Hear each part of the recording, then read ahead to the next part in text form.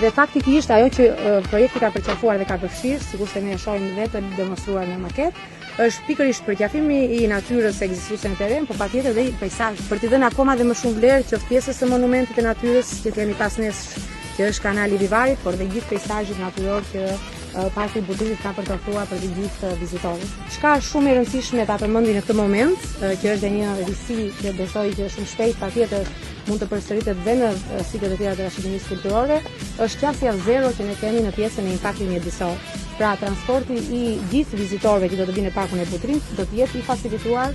i ofruar nga Fondacioni i Butrintit nëpërmjet transportit me mjete elektrike. Për ata që nuk e njohin, Jorida është drejtoresha ekzekutive e Fondacionit Menaxhimit të Butrintit, që është një institucion që e kemi themeluar bashkë Ministria, në këtë rast e Turizmit dhe Kulturës dhe Sportit, në atë kohë Ministria e Kulturës, bashkë me Fondacionin Amerikano-Shqiptar të Zhvillimit, AADF, dhe është një histori suksesi nga gjitha pikpamjet, nga statistikat dhe jo vetëm vjet si e mbyllën vitin, por edhe si vjet. Një shumë fishim i numrit vizitorëve dhe një menaxhim i cili është në të gjitha praktikat, nga gjithë monitorimi që ne kemi bërë, nga gjithë raportimet, nga mbledhjet e rregullat të bordit, në një stad krejtësisht të ri dhe në një moment jashtëzakonisht të rëndësishëm për këtë sit, të jashtëzakonshëm për vendin ton, por edhe një sit i cili është tashmë siç dihet nga të gjithë edhe një pasuri botërore e regjistruar në UNESCO dhe për cilin kemi përgjegjësi jo vetëm si shqiptar, por edhe karshi gjithë komunitetit botëror të trashëgimisë historike, por edhe gjithë njerëzimit. Kështu që presim turistë të cilët të vinë vetëm për të parë një pjesë të bukurive tona natyrore, por edhe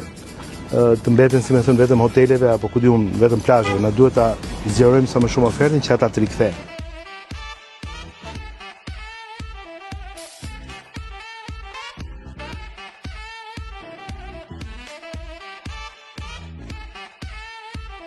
Të kemi kujdes maksimal me verën e nxehtë që vjen për gjithë pjesën e mbrojtjes në zjarrit edhe gjithë mjeteve që duhen. Patjetër. Dhe gjejmë rastin këtu të falenderojmë paditësisht diskutimin edhe ambasadën japoneze e cila na ka dhëruar një mjet zjafikës, që do të jetë i dedikuar vetëm për Parkun e Butrintit, por sigurisht edhe në rast se duhet kemi folë dhe me kryetarin, me të cilin ne kemi dhe një marrëveshje bashkëpunimi për sa i përket emergjencave të ndryshme, që do të jetë patjetër dhe në shërbim të komunitetit lokal në rast se fatkeqësi do të ndodhin. Kemi 1200 metër linear parmaqe dhe